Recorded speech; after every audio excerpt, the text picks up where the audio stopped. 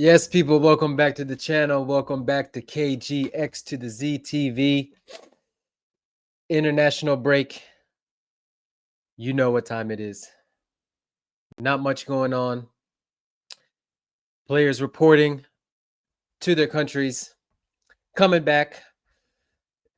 As fans of clubs, we all hope and pray none of them pick up any injuries. And so far, apart from Asugo, it looks like Chelsea have been, knock on wood, relatively injury-free.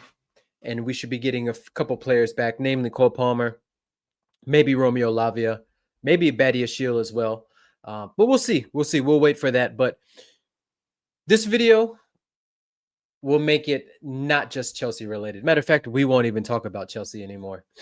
But we will do 5 things that we've learned so far from this Premier League season. And yes, it is super early in the season. We've played 3 matches straight to international break. Got another international break coming up soon. It is a World Cup year. So there are going to be some qualifiers. There's going to be some friendlies and all that stuff. So get used to it, folks. That time in between. Got to make sure we get some content out there. But yeah, let's get into it. So first thing, it's going to take some time.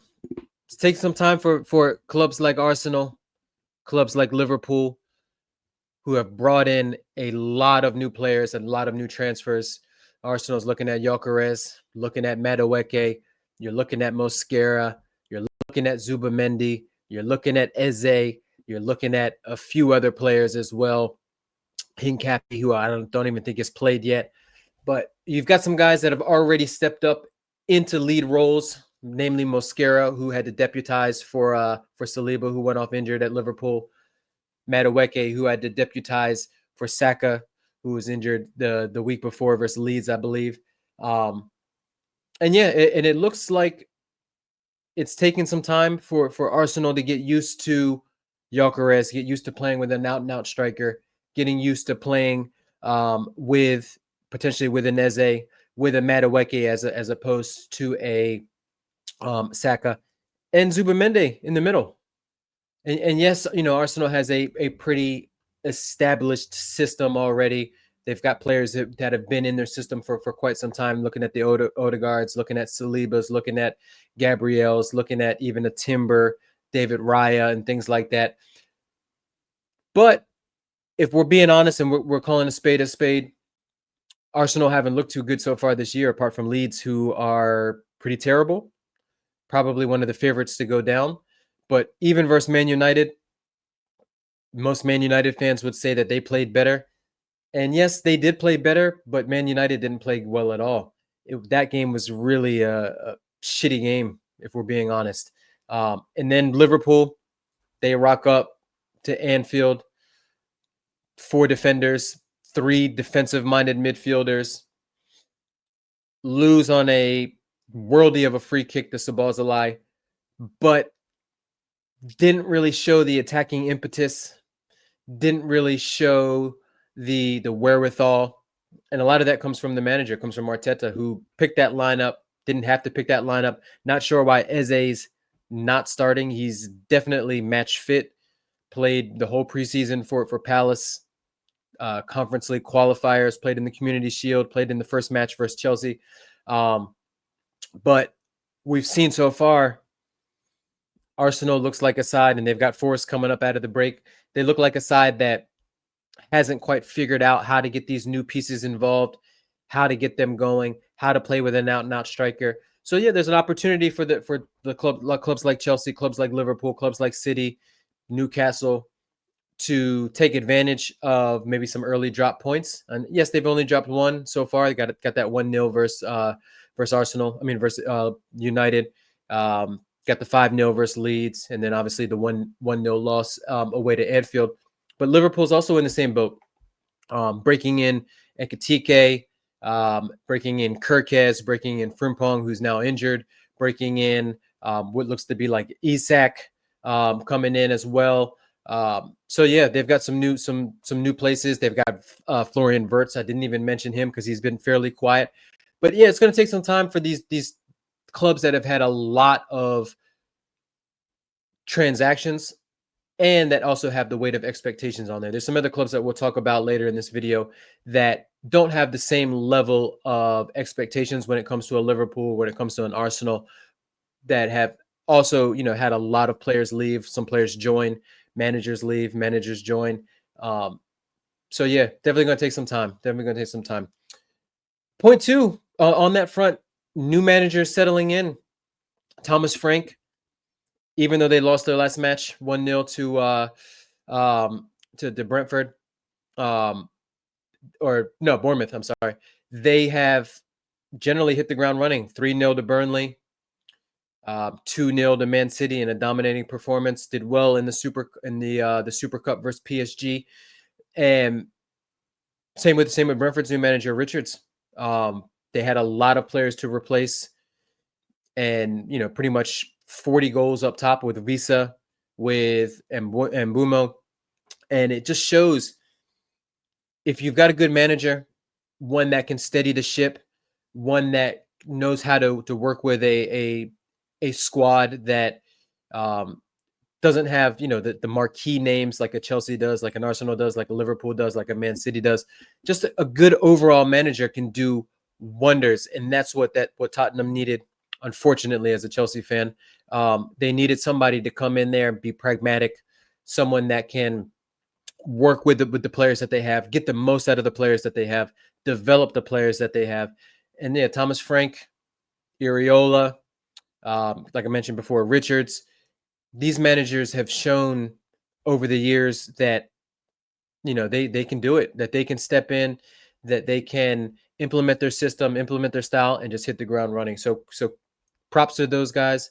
Like I mentioned before, just good managers get you good results, get you a good place in the table. So Manchester City, point 3, struggle City. Defensively, suspect at the back, lack of pace. All the years of Kyle Walker cleaning up mistakes, looks like he's not going to be there anymore to pick up the pieces. They look extremely vulnerable at the back. They brought in Ait-Nouri at left back. Not a great defensive. He's probably a better wing back than he is a fullback. Right back position, still a disaster. Kusanov's in sometimes. Sometimes he's at center back.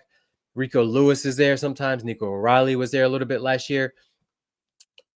They've just really, really struggled to replace Kyle Walker. And even when Kyle Walker, his last couple of years at City, when he was even a liability, still had the opportunity and still had the physical attributes from time to time to get them out of dangerous situations. But Manchester City is struggling right now in their rebuild, and a lot of it is just down to poor transfer windows. They failed to replace the likes of Sterling. They failed to replace the likes of Mahrez in terms of wingers that can get you goals. Phil Foden has completely fallen off the map, whether it's injuries, whether it's personal issues aside. Case in point is he's just not playing at the level that he was 2 years ago when he won Player of the Year. And they just look a shell of themselves. And if Rodri doesn't come back fully fit, they're in for a rude awakening, and they could be not only from the outside looking in a top 4 or a top 5 position, but they could potentially be looking at Pep leaving, and maybe some of these transfers like a Donnarumma, who's not really a Pep style goalkeeper, that can play out from the back, not great with his feet. Maybe these are club signings to sort of prepare them and to bridge the gap for whoever their next manager is. But one thing's for certain is Man City do not look good.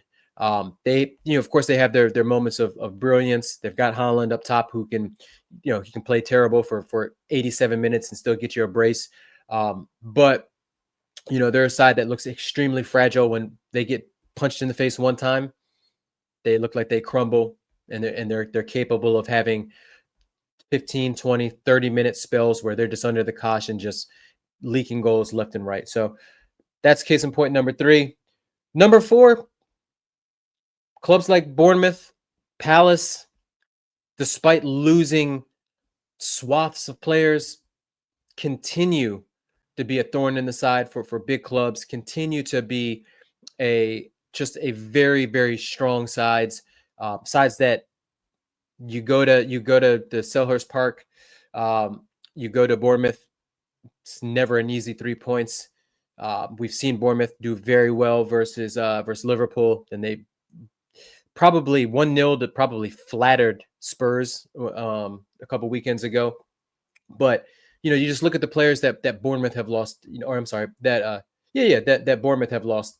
Um, Hussein, whatever his name is, gone to the Real Madrid.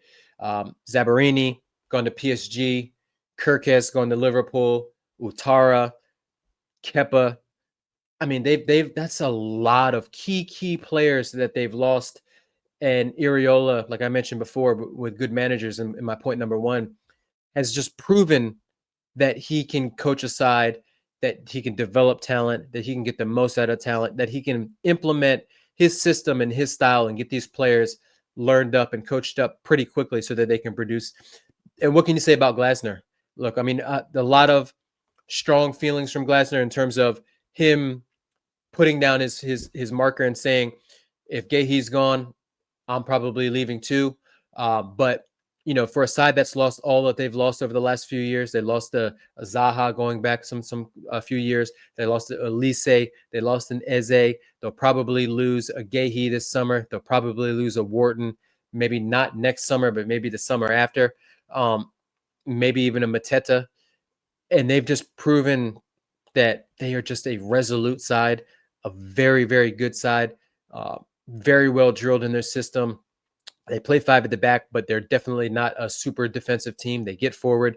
You look at their midfield with Wharton and Hughes or Lerma or Kamada, and even though you don't think, apart from Wharton, you think you can get at that other midfielder. They've just proven to be just a tough and tricky side, and Selhurst Park, like I mentioned before, is always a tricky place to go. So big up them, big up them. And last, definitely not least, my final point. When did Everton Football Club turn into a sexy, attractive footballing side? David Moyes goes back to Merseyside, and you're thinking, all right, it's going to be a traditional David Moyes, tight defensively, a few players here and there. They can kind of get you on the counter. They're going to be good at home, good at the new Goodison. And what have they done? They've gone out. They've gotten a Tyler Dibbling from Southampton. They got a Jack Grealish on loan. They got a KDH from Chelsea. They got a Carlos Alcatraz in the midfield. They got the new striker up top in Barry.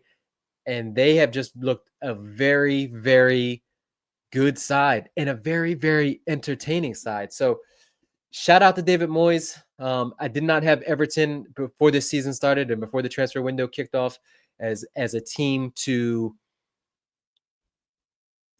take a look at, as a team to enjoy watching. But they've surprised me, just like they've surprised a lot of folks. And a lot of it, like I said before, is down to that business that they've done in the transfer window and strengthening their squad. So props to Everton. The new Goodison going to be rocking. I think they've got Liverpool coming up sometime soon. So we'll see. But yeah, let me know. Let me know what your couple of things that you've learned so far in this season. Let me know what you think of the 5 points. Let me know what you're looking forward to over these next few weeks. Make sure you hit that like. Make sure you hit that subscribe. Turn those notifications on, and we will see you at the next one. Peace.